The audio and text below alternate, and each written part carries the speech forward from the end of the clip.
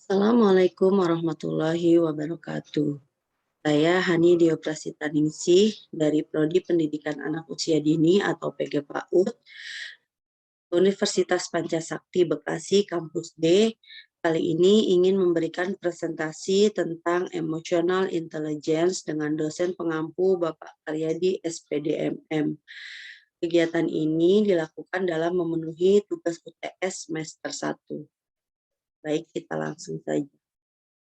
Emotional Intelligence.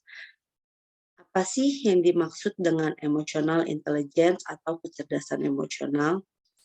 Nah, menurut Peter Salovey dan John Mayer, kecerdasan emosional ini merupakan salah satu bentuk intelijensi yang melibatkan kemampuan untuk menangkap perasaan dan emosional diri sendiri dan juga orang lain. Kecerdasan emosional ini tidak sama dengan kecerdasan intelektual, namun kecerdasan emosional dan kecerdasan intelektual ini berinteraksi secara dinamis pada tingkat konseptual maupun dunia nyata. Kecerdasan emosional ini sangat dipengaruhi oleh lingkungan, tidak bersifat menetap, dapat berubah-ubah setiap saat. Untuk itu, peranan lingkungan, terutama orang tua pada masa anak-anak, sangat mempengaruhi dalam pembentukan kecerdasan emosional. Selain itu, kecerdasan emosional juga dapat dikatakan sebagai kemampuan lebih yang dimiliki seseorang dalam memotivasi diri, ketahanan dalam menghadapi kegagalan, mengendalikan emosi, dan menunda segala kepuasan, serta mengatur keadaan jiwa. Apa saja sih faktor-faktor yang mempengaruhi kecerdasan emosi? Di sini saya tampilkan dua faktor yang mempengaruhi kecerdasan emosi, yaitu faktor internal dan juga faktor eksternal. Nah, faktor internal ini adalah segala sesuatu yang ada di dalam individu yang mempengaruhi kecerdasan emosinya itu sendiri. Hal ini merupakan kekuatan yang berasal dari dalam diri seseorang, seperti tingkah laku, perasaan, dan kepercayaan yang terdapat dalam diri seseorang tersebut. Sedangkan faktor eksternal itu sendiri adalah faktor yang berpengaruh dari luar, stimulus dan lingkungan di mana kecerdasan emosi itu berlangsung. Nah, faktor eksternal ini bisa meliputi dari lingkungan keluarga ataupun lingkungan masyarakat. Hal ini berkaitan dengan pengaruh yang berasal dari luar serta berkaitan dengan kompetensi sosial dan interpersonal seseorang.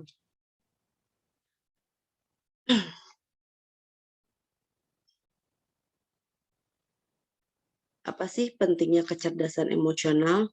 Mengapa kecerdasan emosional dirasa sangat penting? Nah, kecerdasan emosional ini disebut sangat penting dalam kehidupan individu, dalam kehidupan kita, dikarenakan bahwa kecerdasan emosional ini sangat berkontribusi 2 kali lipat lebih penting dalam mempengaruhi kesuksesan dibandingkan kecerdasan intelektual itu sendiri. Nah, kecerdasan emosional ini berperan sangat penting dalam proses menghadapi kehidupan sosial yang harus berinteraksi dengan orang lain. Lalu bagaimana jika seseorang tidak memiliki kecerdasan emosi yang baik? Nah, jika seseorang ini tidak memiliki kecerdasan emosi, maka dia tidak bisa menjalankan kehidupannya sebagai individu. Mengapa? Karena sebagai individu, mereka harus berinteraksi dengan lingkungan sekitar. Sedangkan seseorang yang tidak memiliki kecerdasan emosi, tidak memiliki kecerdasan emosional ini, dia tidak bisa menjalankan kehidupannya sebagai individu yang berinteraksi dengan lingkungan sekitar. Lalu, apa sih manfaat memiliki kecerdasan emosional yang tinggi? Nah, kecerdasan emosional ini memiliki peran yang sangat penting karena dengan kita memiliki kecerdasan emosional yang sangat tinggi, ini dapat membuat seseorang mempunyai atau menguasai 5 soft skill. Apa saja sih 5 soft skill tersebut? Nah, 5 soft skill yang dimiliki seseorang yang memiliki kecerdasan emosional yang tinggi itu yang pertama adalah self-awareness atau kesadaran diri. Seseorang yang memiliki kesadaran diri ini dapat mudah untuk mendengar, menerima, dan menjalankan kritik dari orang lain. Nah, selain itu dia juga mampu mengendalikan emosi, mampu untuk memberikan kekuatan dan juga kelemahan serta batasan dalam dirinya. Yang kedua adalah self-regulation atau pengaturan diri. Self-regulation atau pengaturan diri ini adalah kemampuan seseorang untuk mengontrol emosi dan tindakannya dengan baik sehingga jauh dari tindakan impulsif yang merugikan. Contohnya, misalnya seseorang dengan self-regulation yang tinggi, dia akan tahu kapan harus mengeluarkan emosinya dan kapan harus meredam emosinya tersebut. Nah, soft skill yang ketiga yang dimiliki oleh seseorang yang memiliki kecerdasan emosional yang tinggi itu adalah motivasi atau motivation. Nah, seseorang yang cerdas secara emosional ini, dia adalah orang yang dapat memotivasi dirinya sendiri. Dia bisa memotivasi dalam melakukan sesuatu yang akan datang, yang akan dia lakukan dengan dirinya dia sendiri. Selain itu, yang keempat adalah empati. Nah, seseorang yang memiliki rasa empati ini membuat seseorang memahami dan menumbuhkan koneksi dengan orang lain secara emosional. Dia dapat peduli dan juga tulus dalam berhubungan dengan siapapun. Orang yang memiliki sifat empati ini, dia bisa ikut merasakan apa yang dirasakan oleh orang yang di sekitarnya, yang ada di sekitarnya. Oke, yang kelima, selanjutnya adalah social skill atau keterampilan sosial. Dengan memiliki keterampilan sosial skill ini, dengan social skill yang sangat tinggi ini, kita dapat memiliki kemampuan untuk berkomunikasi dan membangun relasi yang baik dengan orang lain di sekitar kita. Oke, selanjutnya manfaat yang bisa didapat dalam memiliki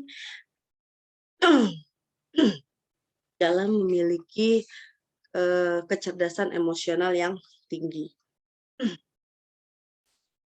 Seorang yang memiliki kecerdasan emosional yang tinggi, dia dapat yang pertama itu mengendalikan emosi dirinya. Nah, untuk mengendalikan emosi dirinya sendiri ini merupakan suatu kemampuan untuk mengendalikan perasaannya sewaktu-waktu perasaan itu terjadi. Jadi dia tidak semata-mata secara brutal ibaratnya gitu ya, dia meluapkan emosinya. Sedangkan kalau manfaat kita untuk memiliki kecerdasan emosi yang tinggi ini salah satunya ya ini untuk mengenali emosi diri. Nah, kemampuan untuk mengenali emosi diri ini merupakan dasar dari kecerdasan emosional itu sendiri, yakni kesadaran seseorang akan emosi dirinya dia sendiri. Kesadaran diri ini membuat kita lebih waspada terhadap suasana hati maupun pikiran tentang suasana hati. Bila kita kurang waspada, maka seseorang itu menjadi lebih mudah larut dalam aluran emosi dan dikuasai oleh emosi itu sendiri. Kesadaran diri ini memang belum menjamin penguasaan emosi, tapi ini merupakan salah satu prasyarat penting untuk mengendalikan emosi sehingga individu mudah menguasai emosi. Nah, yang kedua, manfaat memiliki kecerdasan emosi yang tinggi ini yaitu adalah dapat mengelola emosi. Nah, untuk mengelola emosi ini kita yaitu salah satu kemampuan individu dalam menangani perasaan agar dapat terungkap dengan cepat. Nah, dengan terungkap dengan cepat, perasaan dapat terungkap dengan cepat ini, individu ini dapat mencapai keseimbangan dalam diri individu itu sendiri.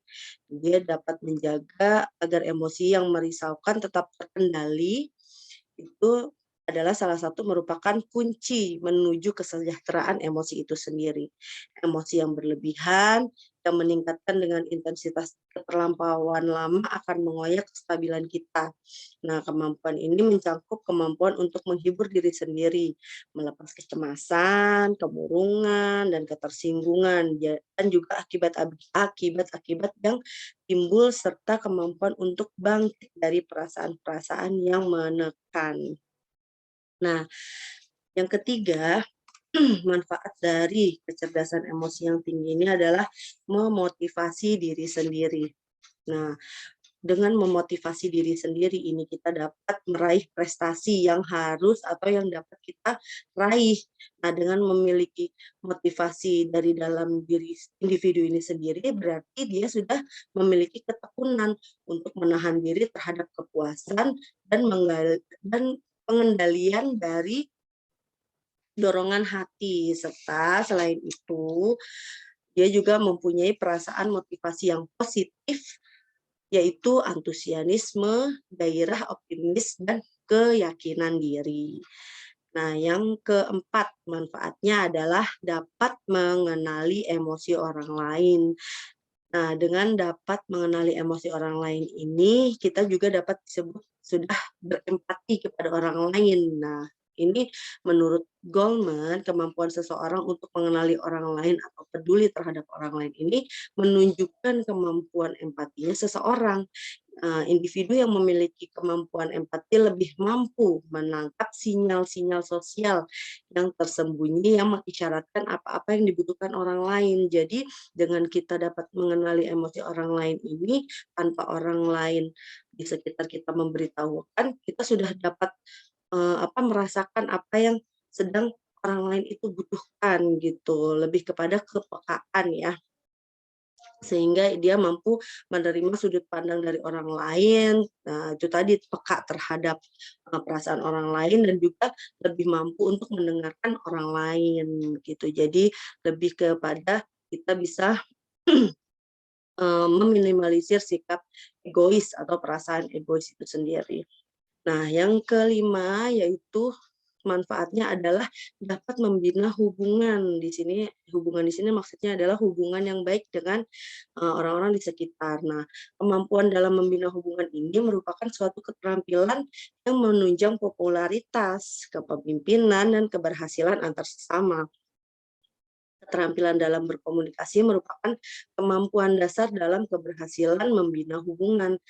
Terkadang manusia itu sulit untuk mendapatkan apa yang dia inginkan dan juga sulit untuk memahami keinginan serta kemauan orang lain. Nah, maka dengan menjalin atau membina hubungan dengan baik ini, kita dapat menunjang popularitas, kepemimpinan, dan keberhasilan antar sesama.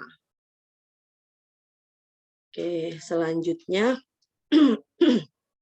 berbicara tentang kecerdasan emosi ini, kita pastinya berbicara tentang karakteristik pada individu itu sendiri. Nah, kecerdasan emosi pada setiap individu ini ditentukan oleh penguatan karakter atau karakter strength pada setiap individu itu sendiri. Kekuatan karakter ini adalah unsur psikologis yang membentuk kebijakan atau virtu. Dengan kata lain, setiap kebijakan terbentuk dari beberapa kekuatan karakter.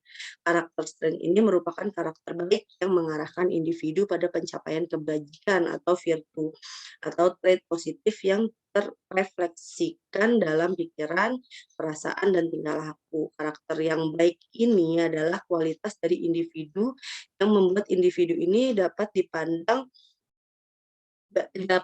baik secara moral.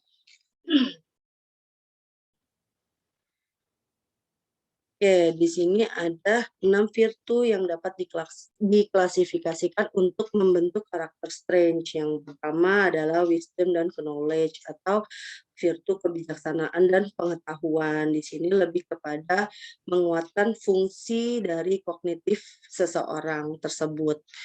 Terus yang kedua adalah courage atau keteguhan hati. Yang ketiga humanity and love atau kemanusiaan dan cinta kasih. Yang keempat, justice atau keadilan. 5, temperance atau kesederhanaan. Dan yang keenam, transcendence atau transcendensi. Oke, Daniel Goleman pada tahun 1995 mengemukakan karakteristik individu memiliki dua kecerdasan emosi, yaitu kecerdasan emosi yang tinggi dan juga kecerdasan emosi yang rendah. Apa saja sih kecerdasan emosi yang tinggi dan juga kecerdasan emosi yang rendah? Kecerdasan emosi yang tinggi di sini dapat disebutkan bahwa dengan memiliki kecerdasan emosi yang tinggi, manusia atau seorang individu ini mampu mengendalikan perasaan marah, tidak berlaku agresif, memiliki kesabaran, memikirkan akibat sebelum bertindak, berusaha dan mempunyai daya tahan untuk mencapai tujuan hidup, menyadari perasaan diri sendiri dan orang lain. Selain itu juga dapat berempati pada orang lain. Nah, ciri kecerdasan emosi tinggi yang selanjutnya adalah dapat mengendalikan mood atau perasaan negatif, memiliki konsep diri yang positif, mudah menjalin persahabatan dengan orang lain, mahir dalam berkomunikasi, dan juga dapat menyelesaikan konflik sosial secara damai.